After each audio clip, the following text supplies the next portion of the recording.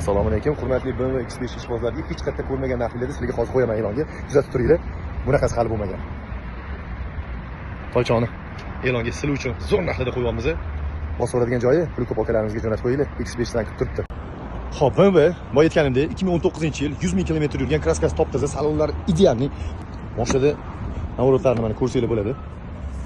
Полный full elektr paket. Sizinalari ham kojunniy, idealniy holatda.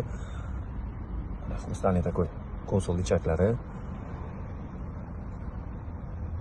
Mashina komfort, sport rejimlari bor, xullas. Men haydab ko'rdim. Maza qildim borib.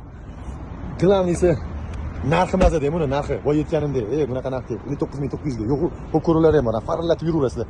Gazni bosganinglarda adrenalinda bu mashina. Benzinli mashinadan voz kechmaysizlar. Hamma elektrga o'tyapti, to'g'ri, lekin buni o'zining ishqibozlari bor. 59900 ga 2019-yil 100 ming yurgan. Hop, Abduf, Abagrev, orqa Abagrev sijeni, xullas davochiklari nima kerak bo'lsa bor, mashinani bilganlar biladi. Narxini o'zingizlar bir hisob-kitob qilinglar, bunaqa narxni chiqarib topa olmaysizlar.